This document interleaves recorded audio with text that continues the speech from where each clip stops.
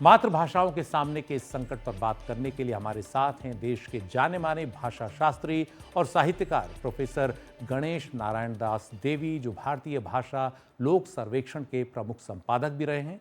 Professor देवी, आपका बहुत बहुत स्वागत है। और आज हम बात कर रहे हैं अपनी मातृभाषाओं के सामने खड़े संकट की। तो मेरा आपसे पहला सवाल यह है कि मातृभाषाओं की जो विलुप्ति हो रही है, इसका प्रमुख कारण आप क्या मानते हैं? ये जो मातृभाषा कम होना है, ये स्थिति केवल आज की नहीं है। क्योंकि भाषा ये प्राथमिक रूप में तो प्रायतः भाषा ये बोली जाती है।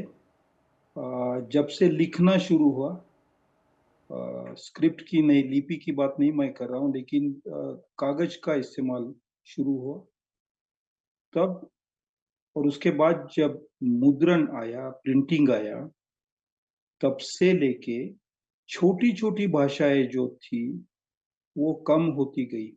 लेकिन पिछले 80 साल में अगर हम देखें तो देश में भाषावार प्रांत रचना हुई, और जो बड़ी भाषाएं हैं उनके लिए प्रांत मिले, अलग अलग इलाके मिले। लेकिन जो भाषाएं उन प्रांतों के सीमाओं पे थी, उनके लिए थोड़ा जीवन मुश्किल बन गया। तो 3 कारण तो है। एक, जो भाषावार प्रांत रचना बनी, उससे छोटी भाषाओं को कुछ हद तक क्षति पहुंची है, हानि पहुंची है। दूसरे, दरिया किनारों की भाषाओं को बहुत बड़ा नुकसान हुआ है। और तीसरा, जो घुमंतु है, वो घुमंतु लोगों की भाषाओं पे काफी आफत आ गई है। इससे और अलग कारण जो है वो हमारे समय में, बहुत नजदीक के समय में, जो बच्चे हैं वो ज्यादातर डिजिटल मीडियम में जीते हैं, और उस डिजिटल मीडियम में उनकी मातृभाषा की कोई जगह ही नहीं हो, स्थान ही नहीं हो।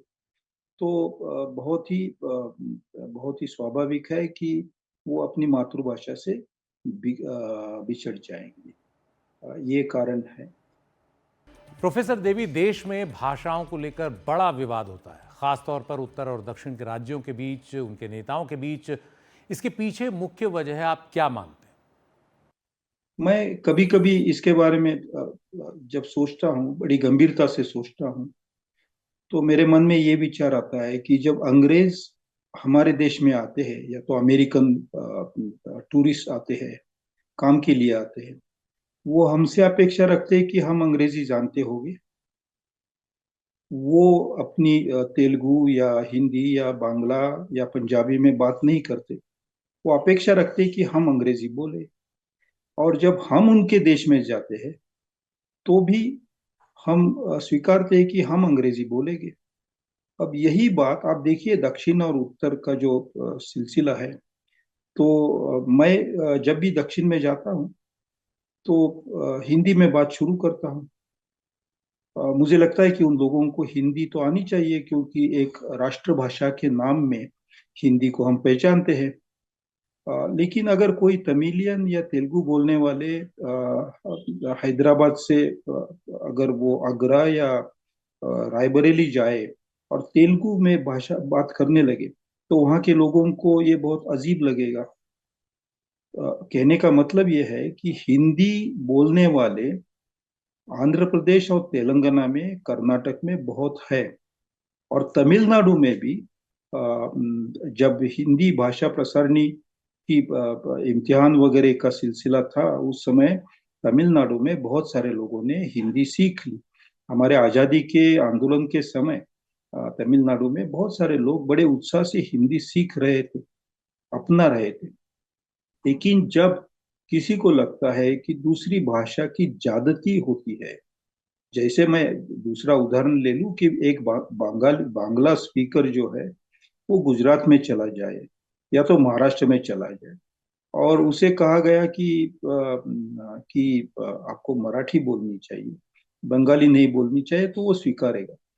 लेकिन अगर मराठी स्पीकर या बांग्ला स्पीकर दूसरे बंगाल में और महाराष्ट्र में जाके उन्हीं की भाषा दूसरे लोग समझे, ये अपेक्षा रखते हैं तो जो भाईचारा है वो कम होता है। इस तरह से दक्षिण के राज्यों को बहुत बार लगा कि हिंदी का इम्पोजिशन हो रहा है।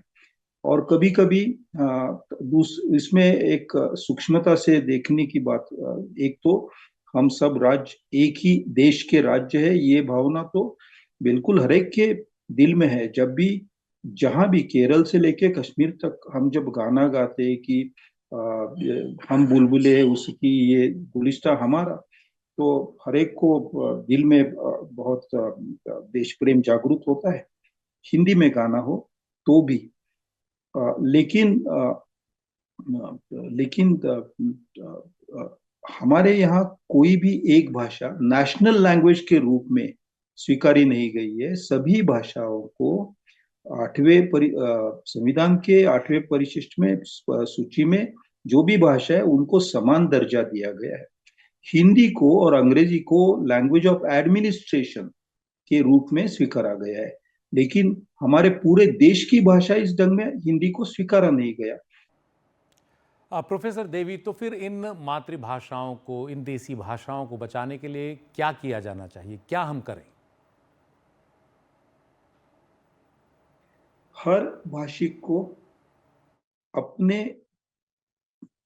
जो भाषा वो पसंद करता है उस भाषा में व्यवसाय प्राप्त हो।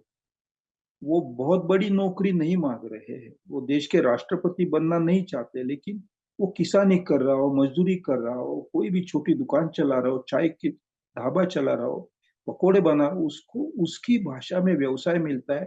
तो कोई भी ये व्यक्ति अपना देश, अपनी भाषा छोड़ के दूसरी जगह जाना पसंद नहीं करेगा। हाँ, व्यक्ति के प्रगति के लिए जो स्थलांतर होता है, माइग्रेशन होता है, वो तो जरूर होता रहेगा, लेकिन भाषाएं अपनी जगह जिंदा रहेगी। इसलिए व्यवसाय की जी। व्यवस्था करना ये भाषाओं को जिंदा रखने के लिए सबसे महत्व का है। भाषाएं स्कूल्स नहीं बनाती है। भाषाएं, क्योंकि स्कूल में जब बच्चा जाता है तब तक वो अपनी मातृभाषा सही ढंग से इस्तेमाल करने की काबिलियत बना के रखा होता है। इसलिए ये कल समझना कि स्कूल शुरू करने से भाषाएं बचेगी, वो नहीं होगा। वो जरूरी है, but it is an additional requirement, supplementary requirement. भाषा बचाने के लिए व्यवसाय उत्पन्न करना। देखिए इंग्लैंड कितना छोटा देश है, लेकिन अंग्रेजी भाषा पूरी दुनिया में फैल गई क्योंकि उसके जरिए लोगों को व्यवसाय मिलने लगे। भोजपुरी की आज प्रगति हो रही है क्योंकि भोजपुरी को लेके व्यवसाय की व्यवस्था हो रही है, ऐसा मैं मानता हूँ।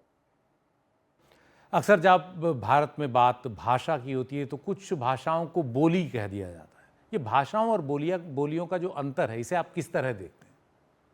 जब ग्रियर्सन ने भाषाओं का सर्वेक्षण किया था, तो ग्रियर्सन ने 180 से ज्यादा भाषाएं और 544 बोलियां ऐसा ऐसा दिखाया था।